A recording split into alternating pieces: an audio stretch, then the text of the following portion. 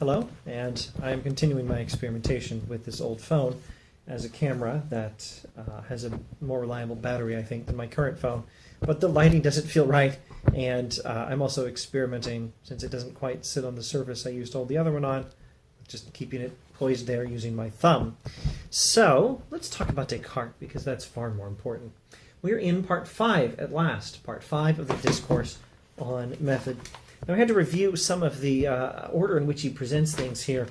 We were just talking about, in the last video, how Descartes had built on his, he used his method of doubt to find a new foundation for knowledge, the 3 layers of which consist of I exist, I think, therefore I am, and then his argument, using his argument for the existence of God, God exists and is a perfect being, etc., etc., and then building on that, using his argument based on God's perfection, the world outside my mind exists. Also, reason can be trusted, etc. And this is the new foundation for knowledge, which is a good foundation for doing science. And Descartes did science. And so we were just talking in the last video about how he built on that to achieve some more knowledge of how the world works, and he wanted to talk about this. And he, in fact, wrote a whole book about it. But now he's chickening out and he's not publishing the book. And he won't say in great detail why he doesn't publish it until the beginning of part 6. This is what I had to review today. I was thinking it was in part 5, but no, it's at the beginning of part 6 that he spells out that he heard about Galileo and he chickened out about getting his book published. He alludes to it a little more indirectly, and frankly, it's a lot easier to see when you have footnotes like are provided in the convenient Hackett edition that he's talking about Galileo. So I think we need maybe as many as 2 more videos to finish up part 5 before we look at that bit of part 6, and then the new code of ethics that part 6 concerns, the replacement of the provisional code of ethics from part 3 of the discourse. Okay, so in the next section, we really want to talk about the next video in part 5, hopefully, if things go smoothly. We really want to talk about his analysis of what is a human being and how it affects why he talks about the circulatory system. We don't want to read all he says about the circulatory system. We want to talk about, rather, what he's doing when he talks about the circulatory system, what he's doing philosophically. He's defending his dualism and applying it to a human being, saying we are soul and body, and that's it. Soul has no interaction with the body, or body with soul, and all of that.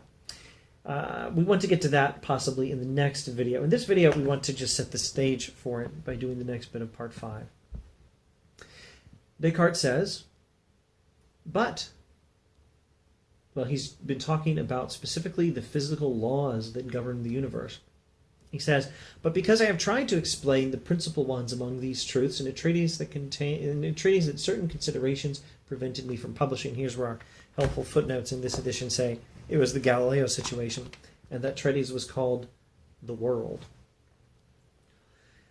I could not make them better known than by stating here in summary form what the treatise contains. So he's going to now state in summary form what, using contemporary language, what scientific theories he built on his philosophy.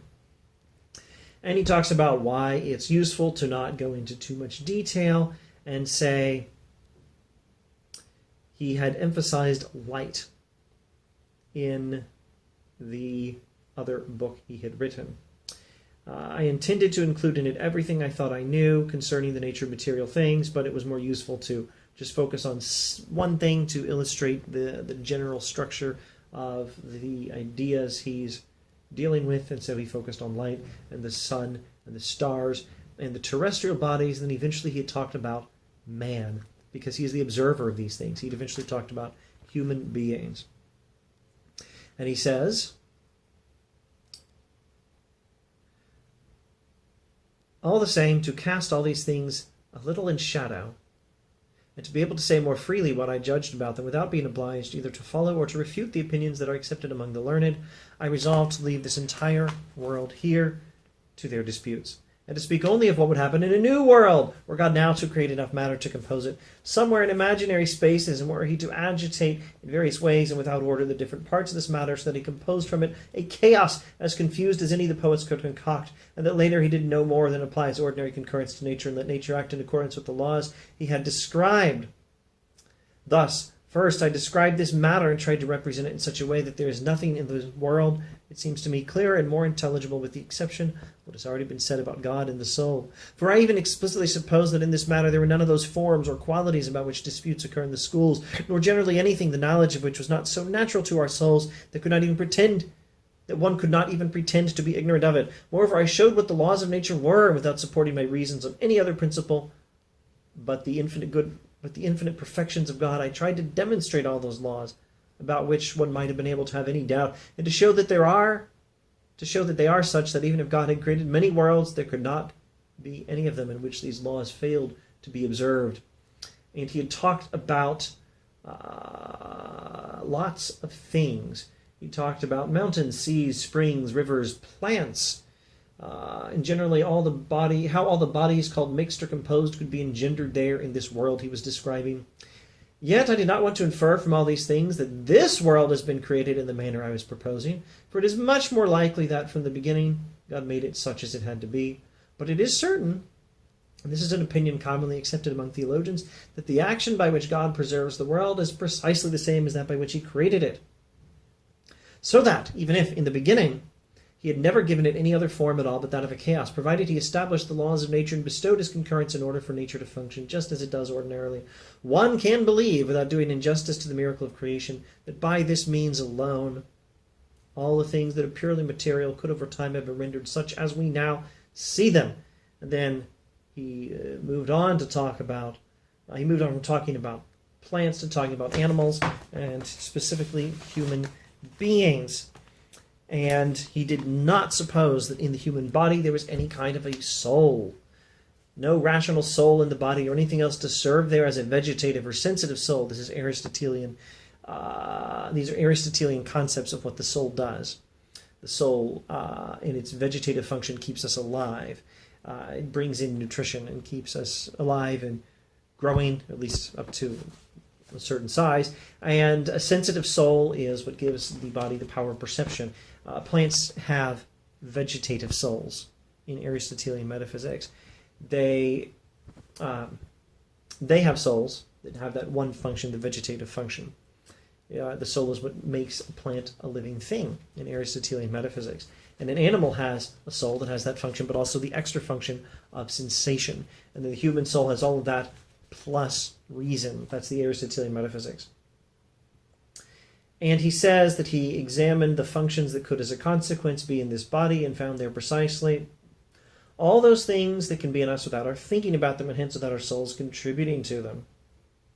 And I think I'd better stop reading now and repeat that and the next bit, and then talk about the circulatory system in the next video and what he's talking about. Now let me try to summarize what I've just been looking at here. If you're still watching, you've seen me read a bunch of weird stuff from Descartes and maybe not explain what's going on. Well, I didn't feel like it. Now I feel like it. Now I'm going to explain what's going on, except I'm probably going to leave out a lot, and some of it I probably don't understand. Let me see if I can clarify, in addition to those clarifications on the Aristotelian idea of the soul, maybe 1, 2, 3 things, maybe 3 things about what he's talking about here. What really interesting things are going on. Descartes is describing the book he wrote, the book on the world. Or is it on the world? We'll get back to that in a moment. Descartes is describing the book he wrote, a book in, well, I've been calling it science, a description of how the world works, except it wasn't exactly that. So let's clarify 2 things, and maybe that'll be enough. Descartes, maybe still 3 things.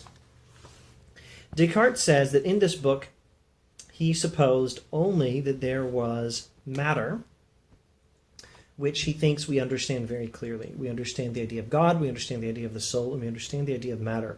And he specifically assumed that there was nothing else in all existence. Well, maybe angels, but they're basically minds, souls, like my mind and your mind, my soul and your soul. Descartes assumed that you could have a world, a possible world, where there is matter, mind, and God, and nothing else.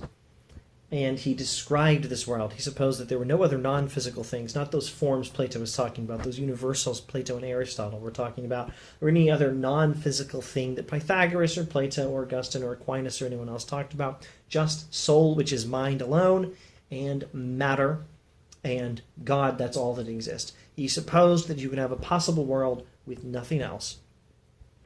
And the matter in this world is just stuff or particles. It's things that occupy space, to be precise, and they obey the laws of physics. Descartes said, let me talk about an imaginary world where there's just God and souls, which are minds, and matter obeys the laws of physics.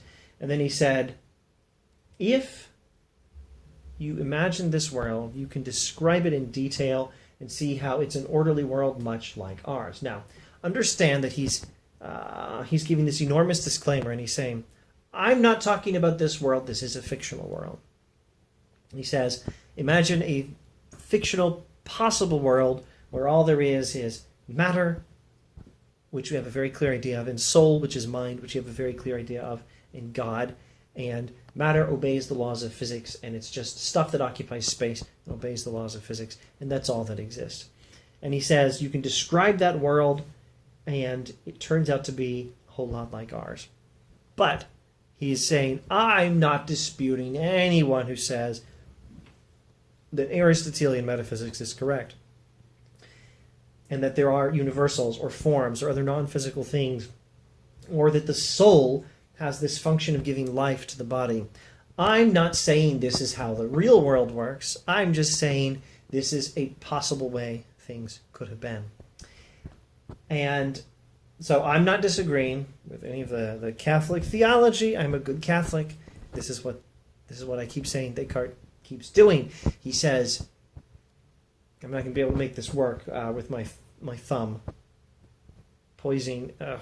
keeping this phone poised in its position. Descartes will say, look at me, I'm a good Catholic. I'm a good Catholic here. And with his other hand, a little less obviously, he's quietly undermining everything in Catholic theology and Catholic philosophy by getting rid of Catholic theories of how reality works, getting rid of Catholic metaphysics. So specifically, that's pretty much exactly what he's doing here. Only he doesn't say that he's saying this is how our world works, this is part of how he gets away with saying I'm a good Catholic, while he's quietly killing Catholic metaphysics. He's saying this is how the world could have been. And it's kind of obvious that he thinks this is how the world is. Or he thinks at least that this is a reasonable theory for how the world is. This is a theory in metaphysics we ought to take seriously. It's just mind, matter, and God. And mind is soul, and that's all soul is. Soul is only mind. It doesn't give life to the body, and the body functions without it as a machine. The body is just a machine. He's saying this is a good theory in metaphysics we ought to take seriously, but he's also saying, don't call me any kind of a heretic, because I'm not saying that this is how the world is. I'm just saying this is how the world could work. But it's pretty obvious this is his actual view of how the world works. And so Descartes is sneaky. And I think I've probably covered more or less everything. I may carelessly neglect to say that he's still technically talking about the world he imagined, that he's not saying is our world, and I might just slip into saying this is how he thinks the world actually is in the next video. But I think that's a minimally harmful thing, because this is totally what he thinks the world actually is. So we'll talk about his Cartesian dualism and why he talks about the circulatory system for several pages in the next video. And if you've watched this far, good grief, thanks for watching. And see you next time with more Descartes Discourse on Method.